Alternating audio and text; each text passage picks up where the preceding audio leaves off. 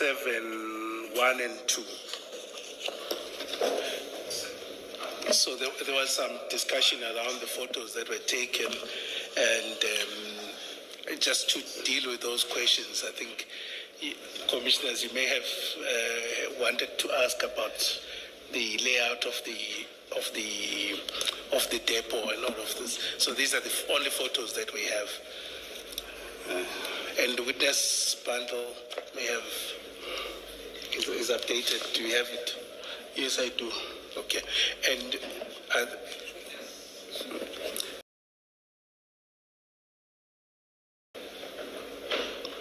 Chair, these are not all the photos that I took on the day.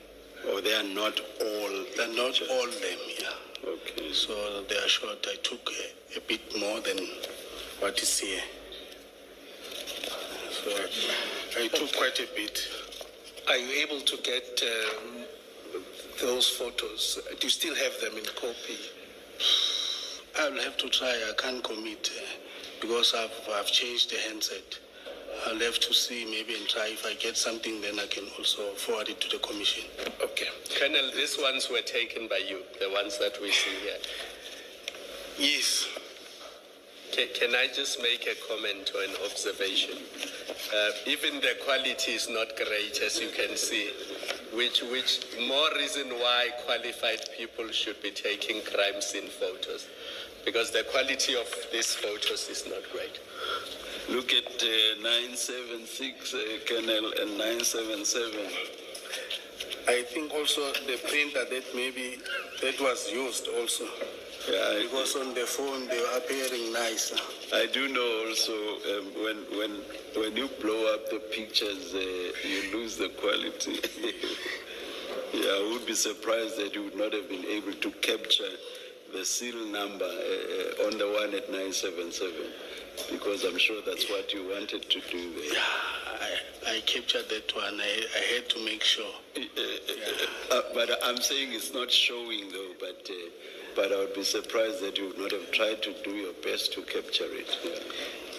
Can we perhaps, maybe just to be clear, out of the pictures we'll go through, it's just to let us know which ones do you think that you took? Or are you not able to do that? Chair, I'll be lying if I say I can still identify the photos that were taken by me. Yeah. But like that one specifically, I remember that one, it was taken by me. Which one? The one that was shown there, the last one. Oh, all right. That one. That one. That one I took. I hope you are not claiming it because it looks so beautiful. No, Chair. Yes, Mrs. Kakande.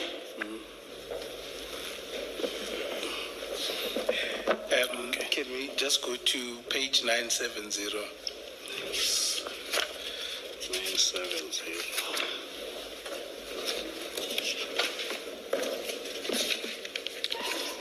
Same file 900. Yes, same thing. Sorry. Yeah. Are you there? Can 970. I don't see, please assist. I don't see 970. But 988 here.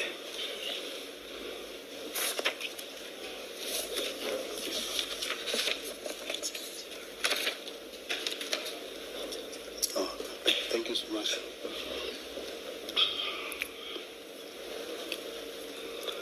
I'm there, Chair.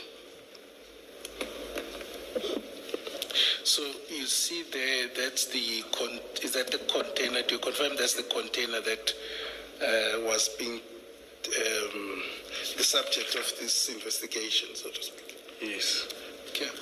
And you said earlier that there were containers that it was stacked up and all of this. It's not very clear. Do you recall there's another picture of this container that you took? No, Chair, it's clear. When you look at my left, right corner there on top, you see that's another container there on top. You see? The red one there on top. But I suppose the question is it on top of this one, I think? Oh, Obviously, so on this one, this was placed separate? Yeah, it was placed on the ground. On the ground? Yeah. Okay. But you're saying, so the point you're saying is that at least around There were containers. the other containers were stacked up? Yes. Okay, all right. So this one was the only one sort of taken up, that was one level? I'm not getting you, Chair. So I'm saying this container, right? Was it the only one that was on the ground or without anything on top? Any other container on top? I don't recall, Chair. Okay, no, that's fine.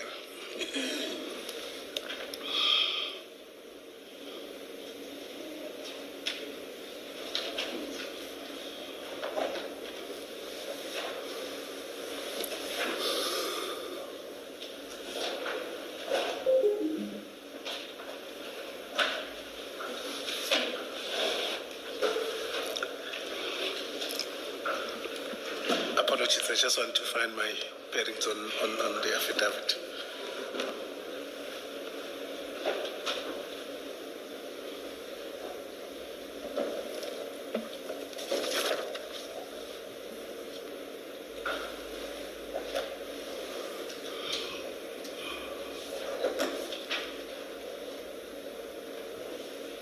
Okay, so we were at a point when we broke for lunch where we were dealing with the transportation of the exhibits to Isipingo police station. And you were at a point where you said Colonel Jacobs went inside and came back with Warrant Officer Perumal. Yes. All right. In your statement that is dealt with at paragraph 12 of the first file of the statement, can you go there? Yes, I'm there, Chair. Sorry, can we just clarify? You, at the end of paragraph 10, the very last sentence, and I just want to get a clarification from you. Paragraph 10, the very last sentence, you say to Isipingo SEPS, he requested members from ORS Harbour to assist us. Team. Inside members, we were doing the counting. So ORS was not counting. When we started counting, they were there. Okay, but they left before you finished. I wouldn't say they left before we finished, but they were there when we were counting. I think they were also waiting for a 13 number. Well, that's not what they say. They say it wasn't their operation. They were just a lift to you. They were not helping with your operation. They assisted us in offloading the bags. Yes. When we started counting. The counting then. That's what it must mean, that they become part of that operation. And what I'm putting to you is Warrant Officer Govender and Mkize say offloaded the bags and went on back to their job. And the statements say the bags were offloaded and we left. I don't agree with that, Chairperson. They were there when we were counting, but Officer Perumal was also there. No, I'm not talking about Perumal. I'm talking about ORS. Yes, they were there when we were counting. You insist they were there? I insist that they were there. Even though Jacob did amend his position in his oral evidence, that he thinks they were there when you started, but yes, he agrees they did leave. They didn't stay on for the complete counting. According to insist. I'm sorry to interject, Chair. According to my recollection, they were there up until we finished counting. Then they left. Okay. I might be mistaken, but according to my recollection, because it's been 5 years now, but I think they were there up until we finished. Is not the explanation maybe also possibly that what you said earlier that you discussed, you would discuss with Jacob as your superior about this operation, and maybe that's where this comes from, this commonality? I wouldn't say that, Chair, but I'll be lying if I can say to you we never had a conversation with this discussion. We work on the same floor. Our offices are next to each other. Yes. But we did not discuss the statements. You see, the other thing about it is Mbangase doesn't say that ORS assisted in the counting. So Mbangase, the two ORS people, they don't speak of them. In fact, the ORS people tell us what they did. And then Mbangase doesn't include them in the counting. It's you and Colonel Jacob who involved them in the counting. And in fact, in oral evidence, Colonel Jacob amended his position, which was initially like yours. And he said, yeah, maybe they were there. Yeah, actually, I think something to that effect. They were there when we started counting, and they, of course, left off to do their work. What concerns me is you go so far as to say that they waited for an SAP 13 as if now they were part of the operation, when in fact they were not. Chair, they were there. So were they part of the operation according to you? If you contribute, you are part of the operation. You might not stay there the full time or the full duration of the operation. For the mere fact that they loaded the bags from CSC depot to SAPS's Pingo, they became part and parcel of the operation. According to you. And so they must They played a role. They played a role. I do apologize. So they must have a record. They must, if they've done things properly, there has to be a full accounting of their role in the operation, because they are part of an operation. They must be able to explain their involvement. No, I'm not asking about them being able to explain their involvement. I'm asking you about the records. We know you've got a pocketbook. Yes. We know entries. I think earlier you said to Commissioner Kumalo that in the office now there's a book where you write down what is the operation book or diary or something. I think you said that. Yes. So I'm asking that kind of question, that if they were part of an operation, they must have a record of their own, of their participation, what they saw, what they got involved with, what they did. Yes, sir. Yes, Chair. Okay. Maybe let me mention to you that Colonel Jacob, who was in charge of the scene, accepted that they were not part of the operation. He accepted that all that they did was to give you a lift, to give you the drugs a lift. So they provided you with transport to take, and that's what they were called for. That's what they say in their statements. That's what he says. They were called for that. They helped transport this consignment to Isipingo. He accepts that was their limited role. You put them as part of an operation that to a point where you say they waited for the SAP 13, I think you say, yes. So there's that big difference. Apart from the fact that Mbangase does not mention them as part of his operation, he mentions you and Jacob and Duma.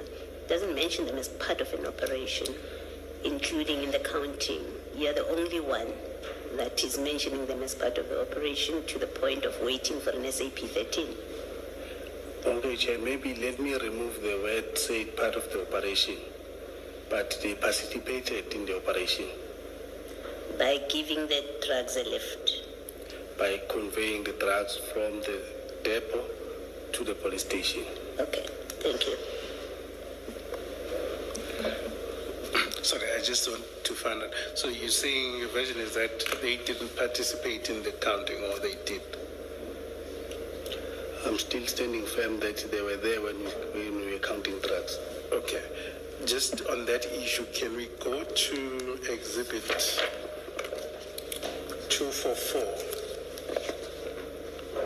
244. Page 627.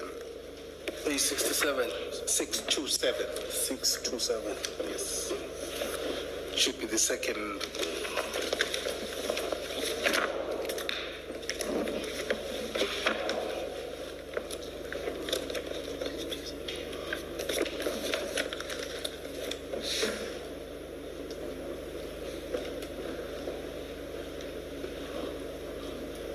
Seven. 627. 627. Yeah, it's CJC 244.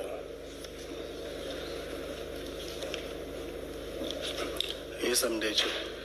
That's the statement of Sergeant Governor. At paragraph 5, he contradicts or he disagrees, unless maybe I read this differently. He says, Sergeant Mkhize and I, together with other DPCI members, transferred these black bags from the container into the H1 marked state vehicle that I was driving. And then he says, I counted 27 such bags. Right? This is now where? In the depot. Then we were escorted by Lieutenant Colonel Jacob and his team to Isipingo SAP, where we assisted in offloading the black bags. The DPCI members were busy counting the bags, the yellow and black bricks of suspected cocaine when we left the scene. Would you say he's wrong in this statement?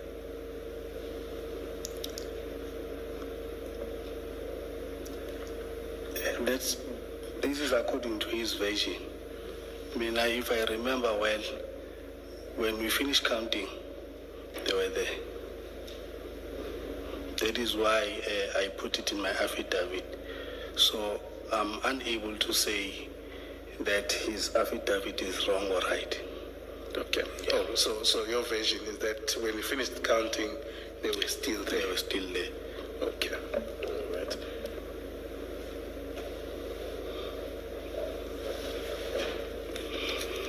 Then just to go on to, you can put that file away for, well, not too far, for now. Perhaps for completeness and to see the extent of their observations, he says, second last sentence, from my observations, each bag contained approximately 20 such bags. From looking and estimating. I'm saying the last bit that I just said now because of the use of approximately. Because if he had actually seen the counting, he would say each bag contained. Anyway, please continue, Mr. Skakan. Yes, so that's the, I think that makes the point. But the witness obviously is saying that's his version. When you were at the, on your paragraph 12 of your statement, you indicate that, or you state that Warrant Officer Perumal and Colonel Jacob had a discussion about the space, right? And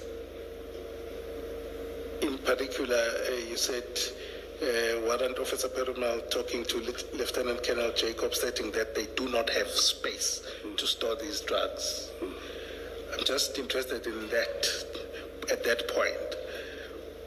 Now, were you able to hear clearly the discussion between the two of them such that you can be positive about this discussion?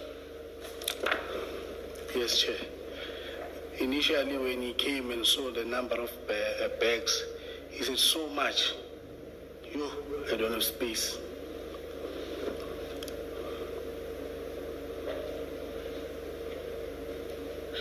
And that was in the presence of Jacobs, yourself, and Perumal, and everyone else. Or Remember that he was working with Kenneth Jacob coming from, and we offloaded the bags now. When the drugs were taken out of the bags, he says, yo, so much, I don't have space. That exclamation of "your son so African," but who is to say that he doesn't know? He doesn't know you, or even isiZulu for that matter. It comes from the kingdom of the Zulus, Chair. Sorry? It comes from the kingdom of the Zulus. I know. That's why I said the last. That's why I said the last bit, Kenneth. Yeah.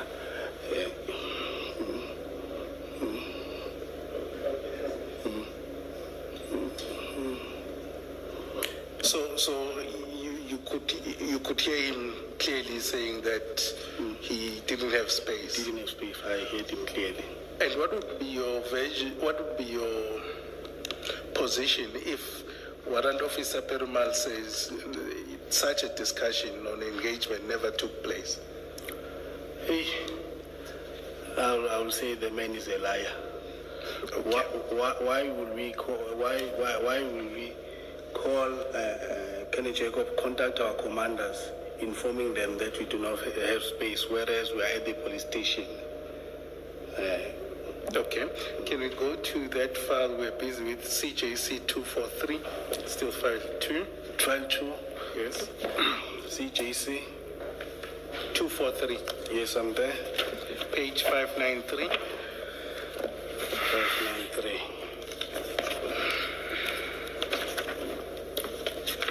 593.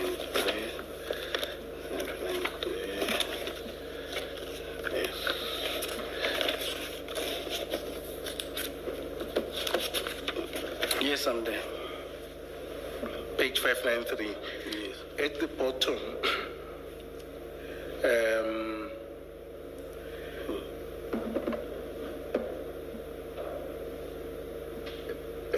at the bottom, towards the bottom, paragraph 4. Yeah. This is the statement from Perumal. He says, Colonel Jacob did not tell me that he wanted to store the exhibits in the station SAPS 13 storeroom. Rather, he said they have a safe place where they will store them. And then he says, there was enough space at the station to accommodate the said exhibit. I did not implicitly indicate to Colonel Jacob that there was no space to store large amounts of drugs. If he was not satisfied by what he alleged I said to him, he could have approached the station commander and informed him his problems about the exhibits. He did not do that because his intention was not to store them at the station. What would be your comment on that version from Warrant Officer Perumal? I think this paragraph is not speaking the truth. And I can tie this paragraph also with the issue of the bags. As a very experienced SAP 13 clerk, if he had bags, why did he allow the exhibit to be booked in without bags? Because once you are a custodian of the SAP 13, regardless of rank or what, you are in charge of the SAP 13. Then he accepts exhibits that are not put in the forensic specs. We know they were not in bags and they were booked in. What is the point you're making? We know they were not. And you took them from there without them being in bags, and yet you had booked them into SAP. So I'm really asking a question to understand what is the point of your rhetorical question. If there were no SAP, if they were not bagged, why did you accept them? What is the point you're making? I'm saying, as a person who's responsible for the SAP 13, why is he allowing the drugs to be entered in the 13 without forensic specs? Are you saying he should have refused? Because they were not, maybe you don't understand what I'm saying, or what I'm trying to understand from you. We know these exhibits were not in bags on that day. You and Jacob, or whoever was in charge, did not bring bags. You did not phone around stations to say, can we get bags, which Jacob accepts. He didn't do. But you booked them in anyway without bags. So I'm trying to understand, are you criticizing him for allowing the booking in without bags, or are you saying you can't be saying the bags were there? That's why he accepted them to be booked in, the exhibits to be booked in. I don't understand what is the meaning of your rhetorical question of why did he accept them if there were no bags? Chair, I think Warrant Officer Perumal is not stating the truth that there was space at the station. Do you know that there was no space? That's Did what you know at the time? Let me ask you differently. On the 22nd of June, did you know that there was space in the police station? I didn't know. I only heard Perumal saying that there is no space. So why do you say he's not telling the truth when he says there was space if you didn't know as a fact on the 22nd that there was space? Chair, he cannot say to us there is no space. Then he comes and writes an affidavit that there was space. That is why I'm saying I do not agree with this paragraph. But you see, he says he was never asked by Jacob about space. He says there was never such a discussion about space. So read that paragraph in that context, that he says, no such discussion. I was never asked for space. And maybe before you answer further, let me mention to you that Colonel Jacob, like you in his statement, says there was a discussion about space. But when he testified, he said, yeah, it's quite possible that I'm mistaken.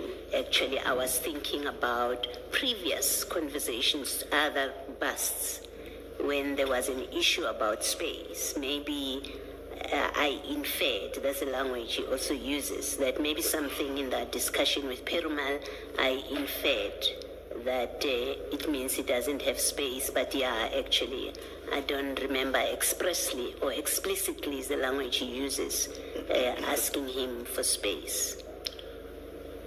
Chair, I also did not say that Kenneth Jacobs asked Perumal about the space. I said Warrant Officer Perumal said he didn't have space. Why would you say I don't have space if he wasn't asked? After seeing the quantity of the drugs, Chairperson, he then says, I don't have space. That is why I put this on my affidavit, because that's what I heard. Okay. You see, for me, the other curiosity is Mpangase doesn't say anything about that on such an important issue. You will agree it's an important issue because the national instruction does require you to do all of this at the police station, right, where the crime occurred. Now, the diary of Mpangase doesn't record such an important fact that would explain the anomaly and irregularity of taking these exhibits to Port Shepstone. How did they land in Port Shepstone? There's no record of that. It's you, and it's only you and Jacobs in the written statements who say this, but now it's only you, because Colonel Jacob in his testimony ended up retracting his firm position and saying, actually, I don't remember explicitly asking him or having a discussion with him about space. So now it's just you who's insisting that there was a discussion about space. Even on my previous statements, Chair, I've indicated the same. I'm still standing by it. I heard Warrant Officer Perumal saying he's got no space. Can I show you, just follow up on Commissioner Baloy's at page 648. That's where you find Colonel Jacob's statement where he expressly says that he did not engage Perumal as regards the issue of storage space. Page 648.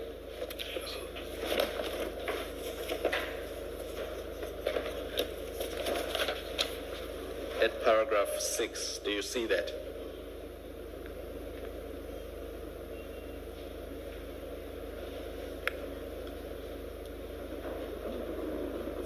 Yes, I see it. So you see he says he did not engage with Perumal as regards the issue of space. Yes, Chairperson. Yeah, so it's not a question of asking, he says there was no engagement.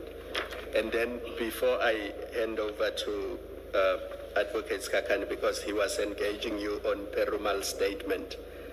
Perumal's very first statement is on 647, so one page before where we were now.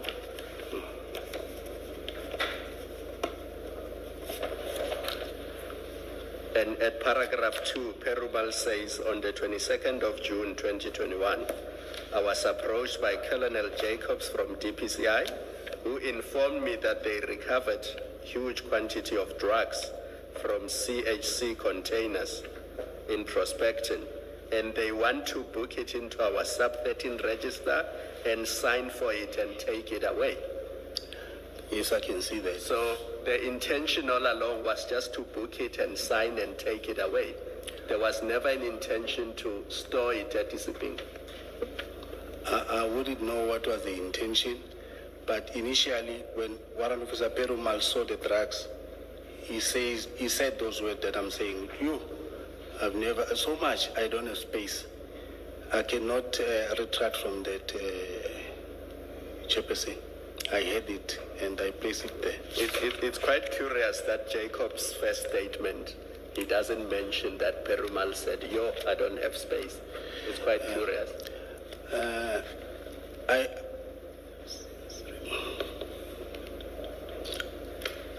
I think for a change, Chairperson, it is good that myself and Jacob were saying different things, because all along we've been saying one and the same thing.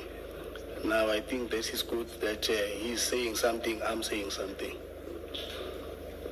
The other thing about this is on the point that Commissioner Kumalo is discussing, pointing out to you now about the Perumal saying they were going to sign in and out, is in fact on other evidence that we have seen of the SAP 13, the exhibits are signed out for analysis, not because of space. He doesn't, whoever completed that SAP 13 doesn't say, because we have no space, we're taking it to storage. He says we're signing it out for analysis. That is not consistent with what you have in your statement and what you are insisting on here, that there was an intention to keep them there. There was never an intention to keep them there, and with further confirmation is the SAP 13 that signs it out. It's for analysis. Chair, I did not view the SAP 13 while we were at Sipingo. I assume that Warrant Officer Mbangase is a very seasoned SANAP investigator. So he would have made an SAP 13 entry that is correct. No, the point that you may be missing, made to you, is it is not true that there was an intention ever to keep these exhibits at Isipingo, and what we are doing is showing you other evidence that points to that, and therefore that contradicts you. And the last one that I'm referring, Commissioner Kumalo has referred to Perumal and to Jacob, right? I've also done the same, referred you to Jacob and told you what Perumal said. The evidence leader has done the same. And the last thing in that stream of facts that have been established from the documents is the SAP 13, where a reason for taking out these exhibits is given as for analysis. So it was never the intention to keep them there. That's all we are pointing to you, that you are the lone voice in all of this, It wasn't your operation. Someone was in charge. You were there to help. As matters stand now, in this minute, you are the only one that is saying that there was an intention to keep these specimens there, and they were not, these exhibits, and they were not kept because Perumal said, I don't have space. Maybe I can agree with you, Chair, on that one. That maybe I wasn't aware of maybe a plan that you are saying of not keeping exhibit there. But according to me, when we were at the station, the intention was to store the exhibit. That's what you thought. You thought. I wouldn't. Yes, I thought the intention was to store exhibit at the police station. Thank you. All right. Just lastly, and again, to be fair to you, Colonel Jacob's statement before the commission, he refers to his previous statements, and then he says, my members on the scene have since reminded me that Warrant Officer Perumal explicitly refused to keep the exhibits on the day, and that I should have been aware of the same. I hope to explain the reason for this discrepancy, confusion in due course. Now, you are the only member who seems to be aware of this discussion with Perumal. I take it from this statement then that it is you who reminded Colonel Jacobs of the conversation with Perumal. He asked me about it. Then I told him, Muti, you can go back to my statements that were submitted in 2022. I heard Perumal saying he's got no storage. So he asked you this before he came to the commission? We were not even, I'm sure it was before we were even summoned to appear to the commission. But when was it, more or less? You don't have to be specific in terms of date and month. You can say early this year or late last year.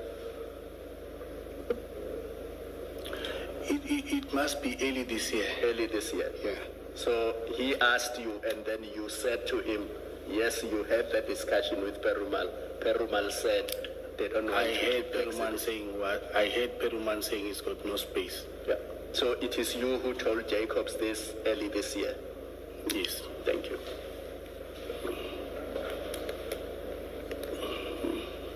Sorry, I keep saying Jacobs. It's Jacob. Jacob. I apologize. Okay. Okay. So Jacob does not necessarily remember what he was discussing with Perumal, but you reminded him. I'm not saying that he does not remember what he was discussing. I'm saying I heard Perumal saying he's got no space. Okay. Now, in your statement, if you go to the same file, page 634,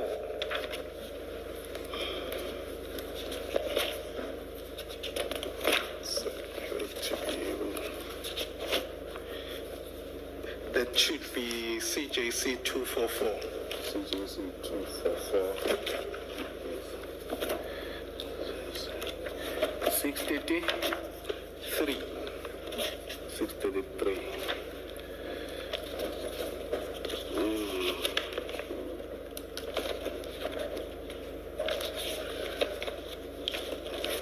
But I'm more interested in the following page, right?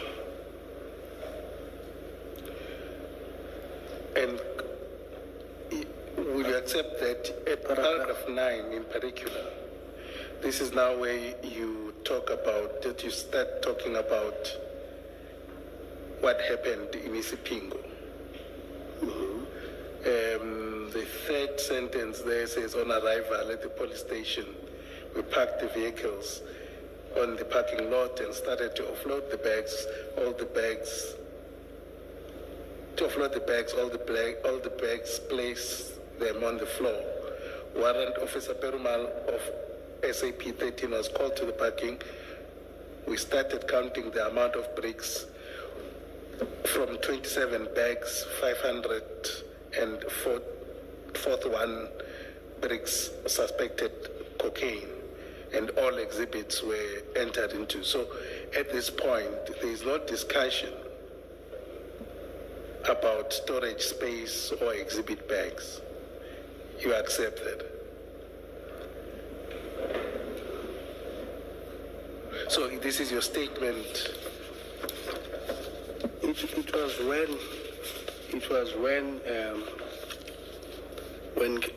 when the exhibit were taken out of the bags. That is where Warrant Officer Perman said, "So much drugs, I don't have space." Yeah, so my point is different. I'm saying, but that is not contained in this statement. Yes, I see that. Okay. And why is that the case?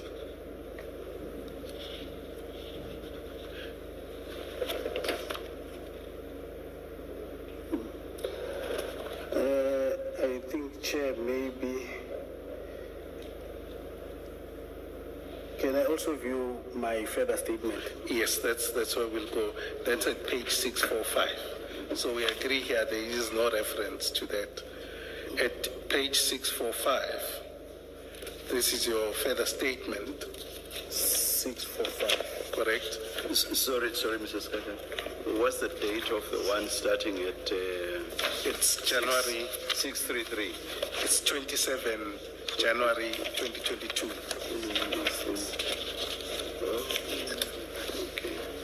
Okay, then you said the next one is at 645. Yes, 645. it's a shorter statement. No, but on the further statement now, I'm clarifying it as I was requested by the IO. Just wait, let's just get there. You are clarifying where? I'm sorry. Chairperson, I'm clarifying it on paragraph 4. Just Of the one at 645. 645, yes. let's just get there so that for the record we are clear. The second statement is at 645. Now, that's when you start talking about paragraph 4. Remember, Chair, when I submitted the initial statement, Captain Machau came in the morning and told me by 2 I needed to submit a statement. Sorry, this is when? I think on the day I submitted a statement. So this is The initial statement. 27 January. Yes. Okay. He came and said I needed to submit a statement. I drafted a statement and I submitted a statement. Okay. He then came back some other time. I cannot recall when it was. He said to me, This statement is now 10 May, it would seem, but May 2022, some 4 months or so later. Then he came back requesting me to clarify these aspects. I did that. You can even go through my paragraph 3 there. Okay, yeah. Please just read your paragraph 4 into the record here. On 2021-06-22, the day of the seizure, while at the SAP-SCC ping, I overheard the SAP 13 clerk, Warrant Officer Peruma, talking to Kenneth Jacob, stating that they do not have space to store the drugs. Thereafter, I overheard speaking over the phone, indicating that we require a place to store drugs. After deliberation, Colonel Jacob informed us that the brigadier had indicated that a team will arrive to escort the drugs. So now I overheard Kenneth Jacob talking on the phone. No, I think where did you stop? You stopped that would arrive.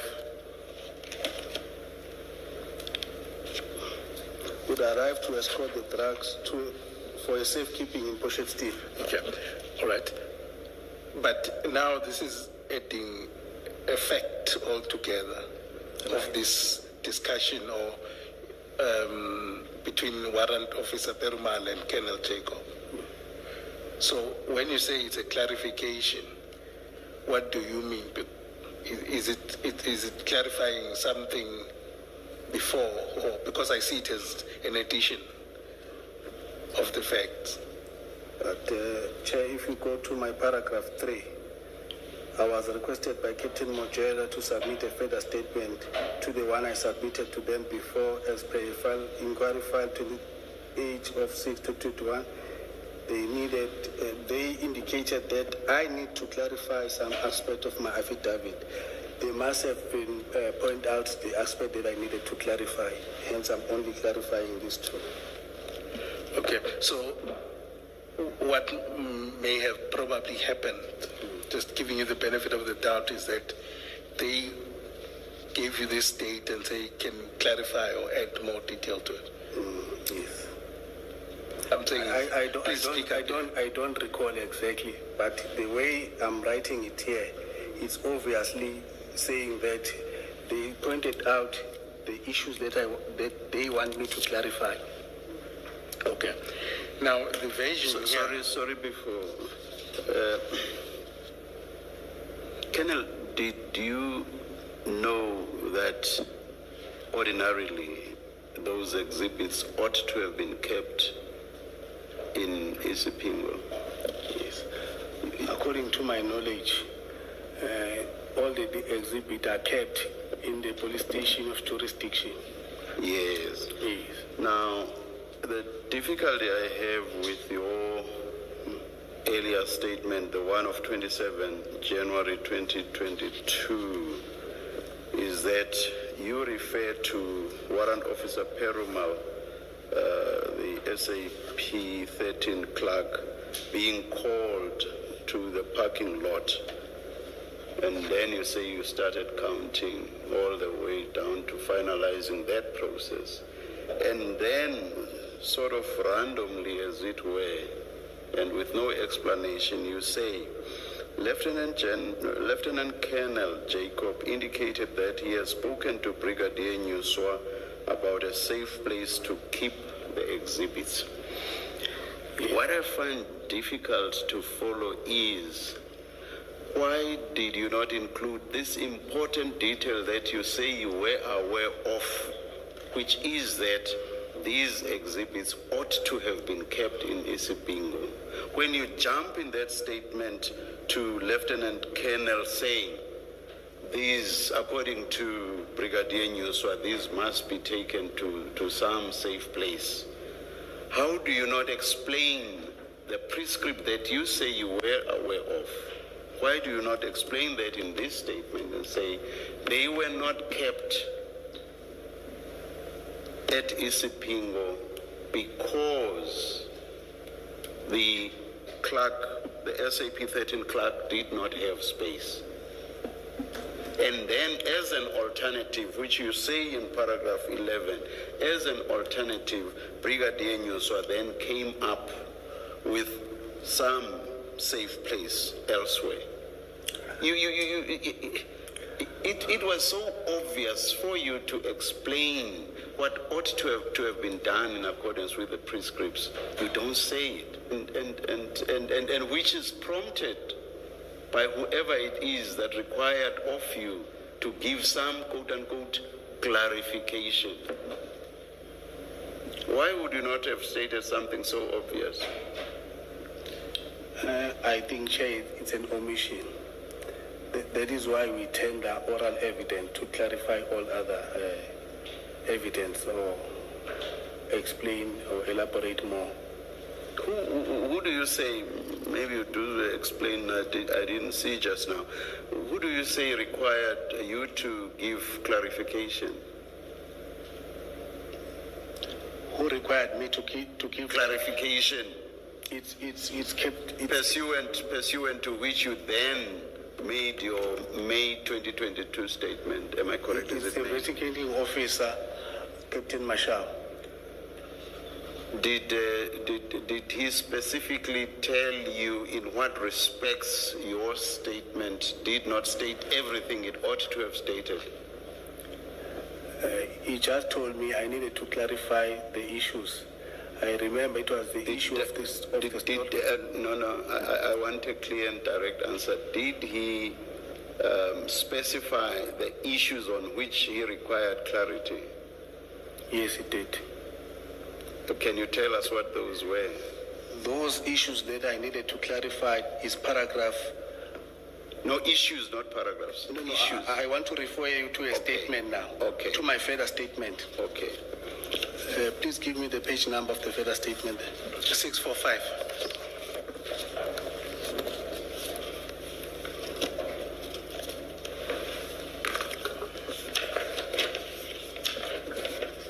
Let me to clarify, Chairperson, the issue, what happened on the day of the seizure when we went to Isipingo. He also needed me to clarify. That's too broad and generalized. It doesn't really identify an issue. Did you hear me? I'm trying to respond, Chairperson. No. I'm saying what you've just read now, or what you've just said now, is too broad and generalized and does not identify an issue.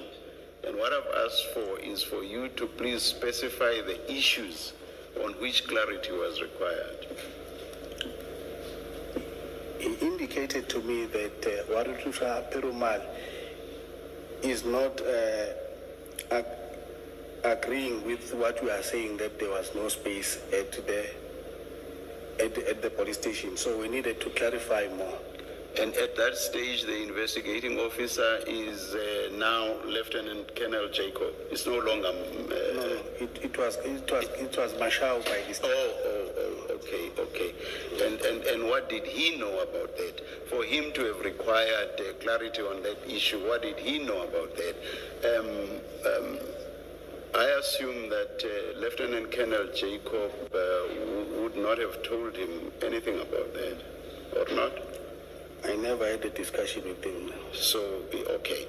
And you have not stated it in your earlier statement? In my initial statement. Yes. Now, what would have caused him to say, please give clarity around what Perumal said about the availability or non-availability of space at discipline? What would have prompted that? Otherwise, it doesn't make sense. What would have prompted it? I think, Chair, it was because maybe Perumal was denying the issue that the storage was requested. That is why he wanted me to clarify more. Okay. All right. But up to that point, Perumal, Jacobs, and yourselves were not disagreeing, because all your three statements up to that point were, we booked these things in, we took them out. So why would he say Perumal is disagreeing with you? Clarify, because there was no disagreement up to that point. The disagreement only comes in when you make the second statement. I've taken you to Jacobs' first statement. You saw that he says there was no discussion, there was no engagement. I've taken you to Perumal's statement. He says there was no engagement. You did not mention the engagement in your first statement that you are being asked to clarify. So why would the new investigating officer who's investigating the theft in Port Shepstone say to you, clarify a non-existent dispute? I wouldn't know, but I'm stating it also on my third paragraph here. I'm stating it on my third paragraph here. On Friday, approximately 12:20, I was requested by Colonel Mojela and Captain Muchenchana, but I don't know why didn't I add Captain Mashao, because I was communicating with him on the phone to submit a further statement to the one I submitted before. I'm trying to explain now with what transpired on the day in issue. That's not answering the question by Commissioner Kumalo. Yes. Commissioner Kumalo is saying the SAP 13 clerk, warrant officer Perumal, says he was never asked about this by Jacob.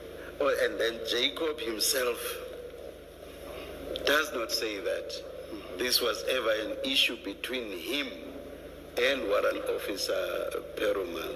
And then you too, in your earlier statement, do not say that this was ever an issue. There was counting. Warrant officer Perumal is there. Once the counting is done, Colonel Jacob says, Brigadier Newswa has said that there's a safe place where these exhibits are going to be stored. All of you, all three of you are consistent on this. So all of a sudden, there's inconsistency, and now Warrant Officer Perumal is standing all by himself in saying this was never an issue. You and Colonel Jacob has suddenly flipped or changed. All of a sudden, when with the two of you as well, there was never an issue around this. And there is this strange statement that says you were required to clarify. What issue was there to clarify when everything was consistent amongst the three of you? That's the question. What was there to clarify? If they did not need this statement, Chairperson, they were not going to take it. So it shows. No, that's not. The question is not about what they required. The question is about why would it have been necessary at all? This has nothing to do with the people who asked you to clarify. Or rather, this has nothing to do with whether or not they would have accepted the statement, which is what you are addressing now. The question is, why would there have been a need to clarify something on which all the role players are agreed? Do you get that? You are one of the role players. Colonel Jacob is one of the role players. Warrant Officer Perumal is, although of course he appears to have been more an observer than anything else. All three role players are agreed on this issue. So why would there have been a need to clarify an issue on which there's no inconsistency, there's no disagreement? It doesn't make sense. I understand, Chair, it doesn't make sense. But for the fact that I put it in my statement and I'm mentioning the people and the times, the investigation team also took the statement. They were not going to accept any statement that they did not request, which means the request was made. Absent an explanation that makes sense, this later version by you and by Colonel Jacob appears to be concocted. The explanation you give doesn't make sense. And what Colonel Jacob says is, I was now reminded by my juniors that there was this interaction with Perumal. All of a sudden, he needs to be reminded on something so important. Surely he should know what the reason for going to Port Shepstone was. It could only be because Warrant Officer Perumal said to him there is no space. There's no way he could forget something that important. So it's on that basis that I suggest to you that, subject to an explanation that is more reasonable than what you have told us, what you are telling us appears to be concocted. What is your comment? No comment, Chair. Thank you. Can I perhaps suggest a possible explanation for that paragraph? The possible explanation, and I think the most likely, probable, is you were asked the question to clarify why the exhibits were not kept at Isipingo. What was the reason? You were likely asked that question, and you had to give what you considered a credible explanation. You then say, I heard Perumal and Jacob talking, that there is no space. That's why. And the next thing, Jacob had called someone on the phone, and then he said, we have now to take them to Port Shepstone, because you were asked to explain. And I want to point out to you that, in fact, in that clarification, you say you overheard Jacob talking to Perumal about this, that they do not have space. It's different, even if slightly. It's different from what you've actually said now as you're sitting there. You ended up saying when he came out and he saw the bags, he said, "Yo, I don't have space." So much. That's what you said when you were being probed on. But there was no asking, there was no refusal. When that engagement was happening with the commissioners, you said, yeah, he came out. When they called him, he came out and he said, yo, I don't have space, which is different from saying he was asked for space. And he said, I don't have it. Chair, you remember Chair said, yo, it sounds like he's Zulu. It was more shock at seeing these, which is completely different from what you say in this clarification statement, which is you overheard them talking to each other, that he doesn't have space. So I want to suggest to you that you made up, in this clarification statement, you made up a reason why these exhibits end up not being left at Port Shepstone. And what you make up is to say they had a conversation, Jacob and Perumal said, I don't have space. That's what I want to suggest to you. I hear you, Chairperson, but I don't recall exactly what was the reason for clarification. The bottom line, Chairperson, I was not in position to make a decision as to where the exhibit must be kept. My colleague, Commissioner Baloyi, is being benevolent. The benevolence still doesn't answer the question why there would have been consistency among all of you and then suddenly two of you changed tack. So that answer to which in the end you said you had, or rather that issue to which in the end you said you had no answer remains. Thank you. And the last point on this, I find it strange that Jacob, who was a party to the conversation, does not remember the conversation, and it is somebody who happened to overhear the conversation who must now remind him of a conversation to which he was a party. I just find that very strange. Thank you, Chair. Do you agree that it is strange? That he wouldn't remember and he would need you to remind him? You find it strange? Yes. Because he's the one having the conversation with Perumal. You are assisting with and you are removing the bags from the vehicle so that they can be counted. You happen to overhear his conversation with Perumal. But neither of them remember the conversation. And it is you who must remind them that the conversation took place. I mean, that is strange. Right?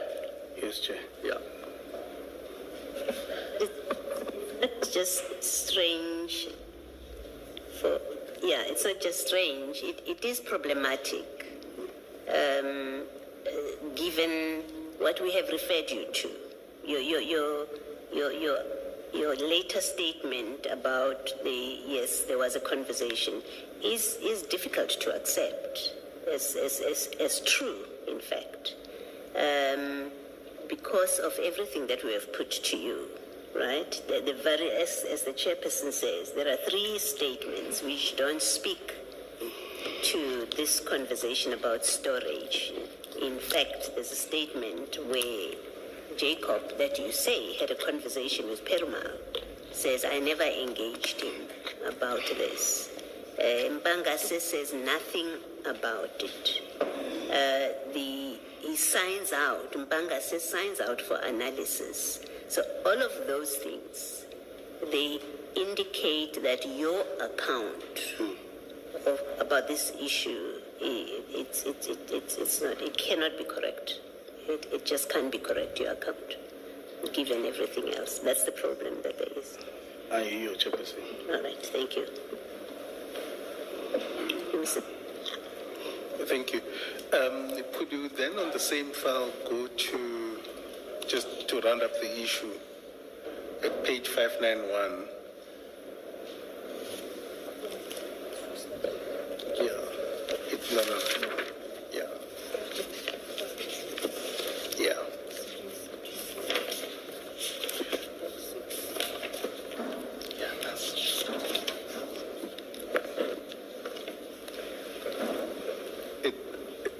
Yes, I'm there, Chair. Said page? Sorry, let's start at page 589, which is the exhibit number is CJC 243.6. That's the affidavit by Colonel Jacob, and it's dated 9 November 2021. But what I'm more interested in is from page 590 at the bottom, the very last sentence of paragraph 10.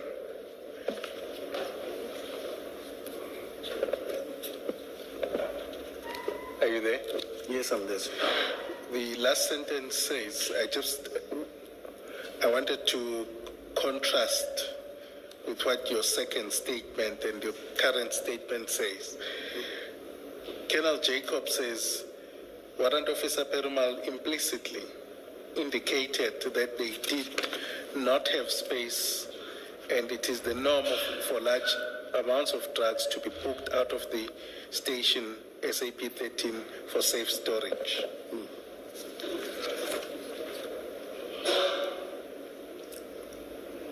Now, what do you see the difference between that, the implicit, and someone saying, yo, there's no space, or on the phone, or having a discussion? Do you see the difference between those three versions? It might also be caused by the fact that this happened 5 years ago. Yeah, so this one is 9 November 2021, and yours, the following one, is January and then May. I hear you, Chairperson.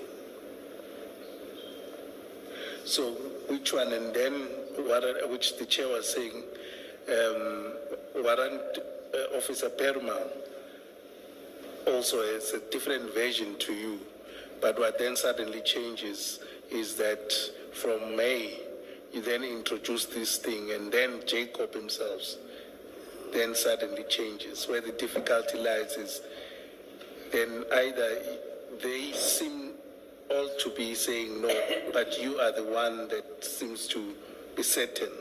So the people you say were part of the discussion actually rule it out. Okay. But you say do you still maintain that position? I maintain what I had. Okay. Thank you. Then the next point I want to go through, still on the same thing, is the exhibit bags. So let me just put paper aside. Sorry. In a way, I'm taking you back. I don't know if we actually placed this on record, but of course, we did refer to it, even if we did not specifically refer to the actual wording. I hope I'm not repeating. This is Colonel Jacobs's. Oh my gosh, it's unsigned. You'll probably not own it. The very first. I don't know if I need to say it. Did he disown it though? No. He accepted it. He accepted it. I raised that issue and Advocate Sillon took him through it. Oh yeah. And he accepted that this is his first statement. Yeah. Just for your benefit on what I was engaging you on, and on which both my colleagues joined. What is this now? Yes. Paragraph 8 of that statement is. It says. Can I just? It's page 575. Page 575. The flag there is CJC 243. Yes, I'm there, Chair. Yes. I'll just read from the second sentence. Warrant Officer Mpanga entered the exhibits into the Isipingo SAP 13. The member in charge of the SAP 13 was Warrant Officer Peruma. The exhibits were acknowledged by him and immediately booked out by Warrant Officer Mpanga. SAP 13, that refers. It does have that. It says the exhibits, no, it doesn't make the point. It says the exhibits could not be accommodated at the station and arrangements were made for it to be stored at a secure location in Port Shepstone. He does not say that Warrant Officer Perumal said that he could not accommodate them. It does not suggest that that came from Warrant Officer Perumal. And indeed, he says he then had to be reminded by you about his engagement with Warrant Officer Perumal on this aspect specifically. I hear you, Chairperson.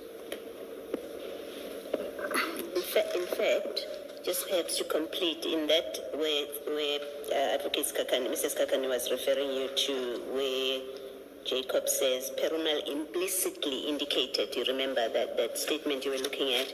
It concludes that paragraph by saying, I did not force the issue of storing the exhibits as I had reservations about the safety of the exhibits at the station. So it was never a thing that they were not stored there because Perumal refused.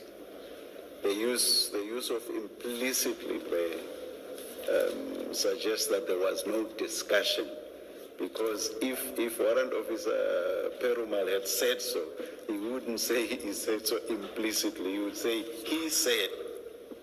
Do you get that as well? Yes. Thank you. Yes, Mrs. Kakane.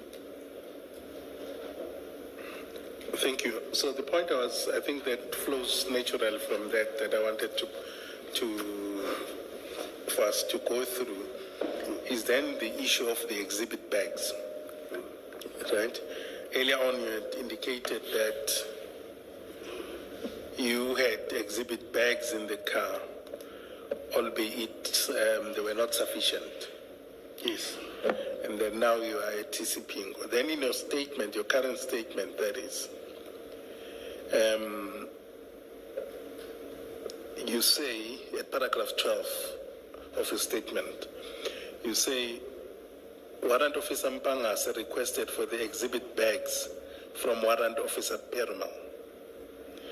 Then you continue and say, however, he, that is Warrant Officer Perumal, indicated that he didn't have any forensic bags. Right? Now, I just want us, in light of this discussion, right, would you still maintain that there was such a discussion about the exhibit bags between Warrant Officer Perumal and Mpangas? There was a discussion. Hence, I had to go to the church office to request, because I was the only one who knew I had, I think, less than 5 bags that I had in the car. Okay. So you then went to the church office and requested by Warrant Officer Mpangas. Yes. To request the officer, and then you were told, according to you, that there wasn't any forensic bags. Yes. Who told you that? I find 2 sergeants there. One of them was a church office commander. Sorry, who? Sergeants. I found sergeants. There were 2 sergeants in the church office. Sergeant who? I did not take their name. But Okay. I remember I went to the church office, I requested for the bags, and then I was told they don't have bags. Then I returned back to the parking. All right. Let me accept, for example, so your side, you had exhibit bags, right? Now, Less than 5 bags I had. less than 5. Yeah, that could accommodate the 27 bricks. And just correct me, you said generally, or maybe that's a stronger word, that members would have in the ordinary course exhibit bags. Yes, we normally place exhibit bags at the boot of the state vehicles. Okay. And where do you get those from? We request at the station, sometimes at the office. Exhibit bags are an issue and they are not easy to get, more especially the bigger sizes. Yes. Okay. I'd like to to maybe request for your comment whether it is a possibility that a police station would not have an exhibit bag at all.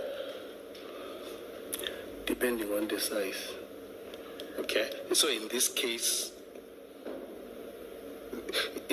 your answer is that you said, I went to request for the bags at the church office. Members indicated that they don't have forensic bags. Yes.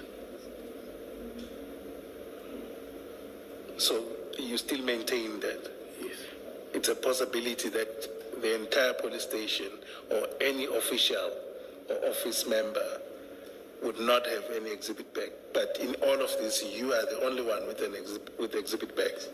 Not necessarily I'm the only one. I was the only one who was in possession of the state car at that time. So the bags normally sit at the boot of the car. So I know more or less what type of bags I've got in the boot of the car. No, I'm saying with the entire police station,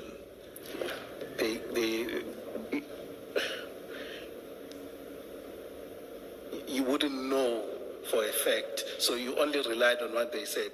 I only relied on what they said at the church office. Okay, and you say in your encounter, well, in your experience in the police force, is that possible? Other than, can it happen?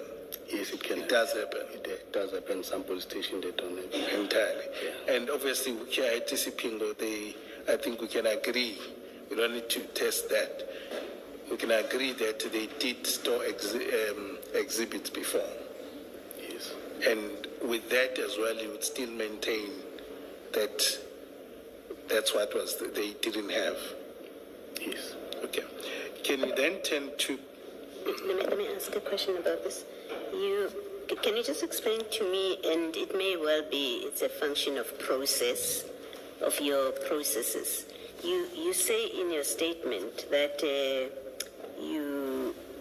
that Perumal said he doesn't have Yes. evidence bags. Yes.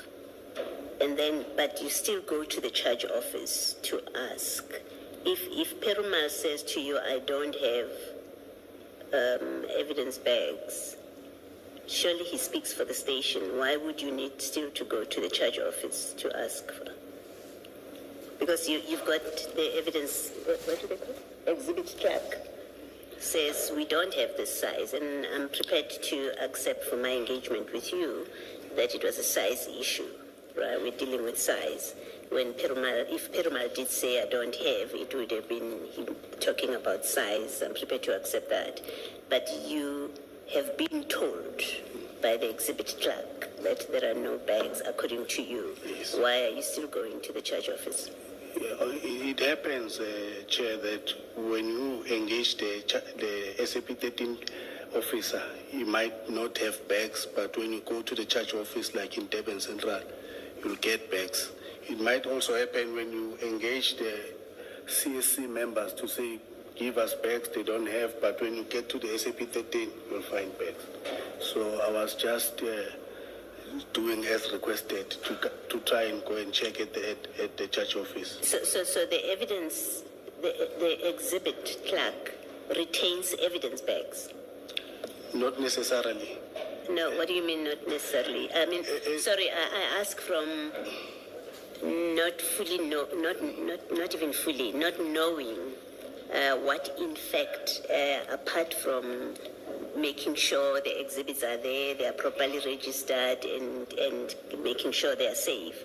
I don't know that the exhibit clerk keeps empty exhibit bags. That's why I'm asking you this question.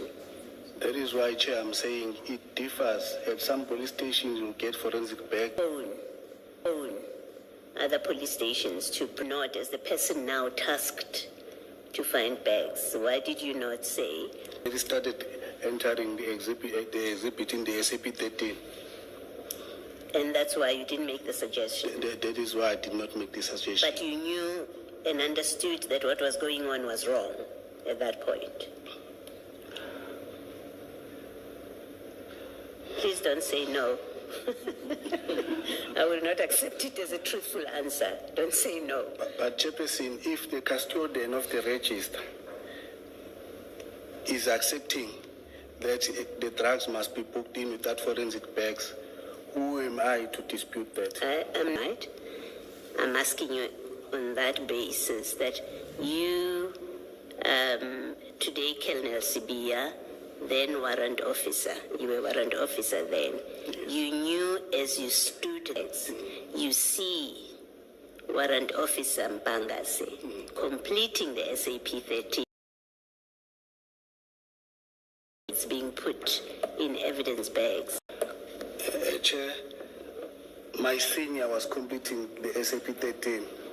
You thought there was nothing wrong with what your I'm senior was responding, doing? Chair. No, I don't know. We don't have all the time for you to go around in circles instead of answering a direct question. You started off earlier saying my senior, so I've heard you on that, and I've said no. I'm not asking you about what your senior was doing. I'm asking yes or no answer. Him what he's doing is wrong. Not what you are doing, but what your superior is doing is wrong. Yes, Chair. It's against what the books say we should do. You knew that. Okay, thank you. But if I may add also, Yes, you may. sometimes operationally we have to make decisions that are contrary to the national interest. To obtain, because you didn't call other stations, and I'm not blaming you. I'm not putting it to blame you. I'm saying you are at Sipingo, you know what the rules say. None of you said, let's call the other stations and then say, oh, we've tried. Nobody has it, then we have to do it the Mpangase way, right? You accept that? I accept. Okay, thank you. Can I ask a yes or no answer? Is it fair to say that this whole problem that arose at Ispingo was because LCRC was not called to the scene to begin with? Yes, it is fair. Thank you. How much longer do you think you are going to be, Mrs. Kakane? I'm asking because we have other important commission-related engagements, but I'm not unduly pressuring you. I just want to find out. And of course, if there's stuff that you think you can skip, then maybe you could consider that. But as I say, I'm not unduly pressurizing you. Would 4 be a terrible time? Or Yes, it's only 30 minutes, yes. allowing them up with someone higher at the station? I know I can point one, the very police station where this exhibit must be stored, for one reason or the other, can't store them. Then the second point is they don't have exhibit bags, meaning a very important thing, according to the national instructions, 2 things can't happen, right? So would it not be prudent for that to be at least recorded somewhere? It should have been recorded on the inquiry. Okay. File number? File 3, apologies.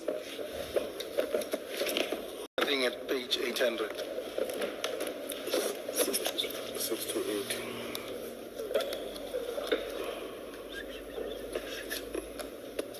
Was Jacob, Mpangase, and Jacob. Oh, sorry, Mpangase and Jacob. But for me, I think, Chair, it is unfair to be given this inquiry because I was not the investigating officer.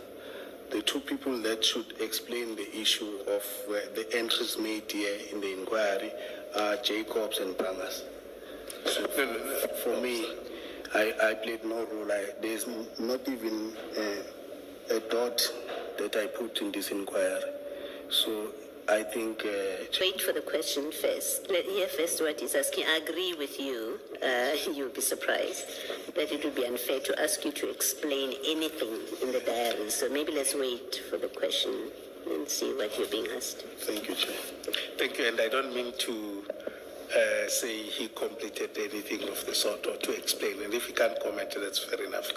But the point I was making earlier on was that given these two serious breaches or anomalies that would have justified, in the ordinary sense, deviation from the national instruction processes, what you don't have in the investigation diary is anything that talks to that, right? And obviously you didn't complete it. It shouldn't be. It should have been there. Yes, that's the point I was just trying to check. Oh, yes, it should have been there. It should have been completed in the normal sense. Okay, that's the point I was making, though. Thank you. It wasn't directed at you so much, it was to give assurance to the witness. No, sure. Thank you.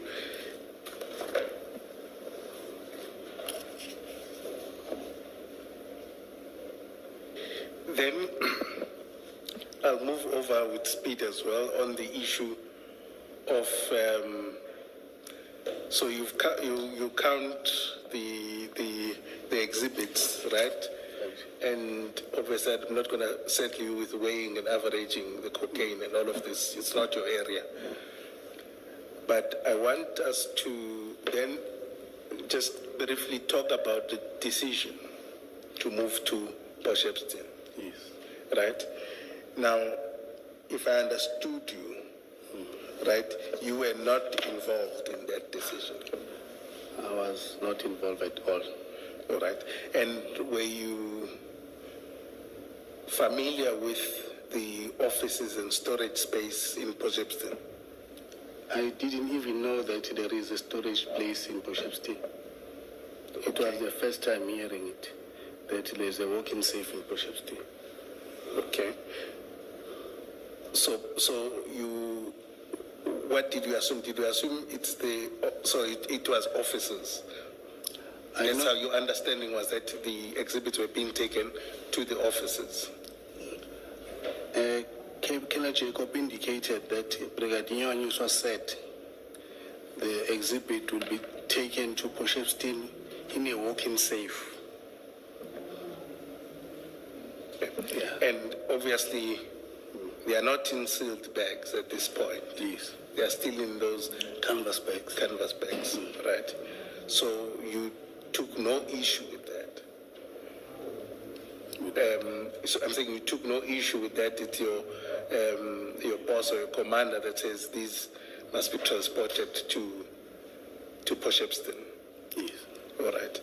And in your mind, did you not also, there's an issue about whether they are nearer police stations and all of these things? Did you have that in your mind, that maybe Potchefstroom is far, maybe we can consider other spaces? Were you part of that discussion? No, I was not part of that discussion. It never crossed my mind. Okay. Yeah. So then you then go to, I'll take you to your paragraph 14. I'll skip this. Yes.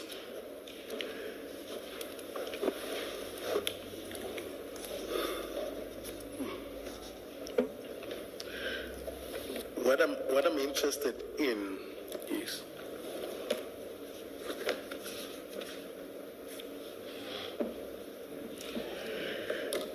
is, you say when you, and I think it's common cause that then Warrant Officer Pangase took charge as Colonel Jacob left. Yes. He's my senior. He was an investigating officer. And Kenneth Jacob handed over to him. Okay, so he's now in charge, but he's still your senior. Yes. And then you travel with him in the car. Yes. Is the two of you? Yes. Okay. From Ispingo. From Ispingo, yes. Yes. And not the two of us. One of the guys from the trekking team also jumped in with us. And who's that? I'm forgetting the same name, but I can try and get it for you. Okay, sure. Then in this discussion, now he's in charge. It's the whole thing I wanted to establish. Does he then brief you about the discussion? Remember that before Kenny Jacob departed, he told us that Brigadier Nyuswa said the exhibit will be taken to Potchefstroom for storage in a walk-in safe. Then I knew what's going to happen. Then when Pangasena was in charge, we waited for the escort. As soon as the escort arrived to Potchefstroom. Okay. And the time between Ispingo and the departing, how long was that? The time between Ispingo? Yeah, now you're finishing and now you're leaving. Now you're departing to, okay, maybe let me ask it differently. I know when you arrived there. What time did you leave to Potchefstroom? Lying, if I say I stayed. Before lunch, after lunch? It was after lunch. After 2? Yes, after 2. It was after 2, okay. Yeah. All right. And the decision itself was taken before you, around what time? I don't recall. You don't recall? Okay, that's fine. Then you arrive at Potchefstroom DPCI offices, right? Yes. My interest is when you arrive there, you met General Sinona and Brigadier Nyuswa, yes, the acting unit commander of Potchefstroom and other members. Yes. Right? And the way I read this is that you arrived at the same time. Yes. And was General Sinona traveling with Brigadier Nyuswa, or they came in separate cars? They were traveling together. Okay. And where did they park? They parked on the parking lots at Potchefstroom organized crime parkings there. Outside the office, there are parkings there. Okay. I'll just ask. I do need to be pedantic on this point. Just one question around it.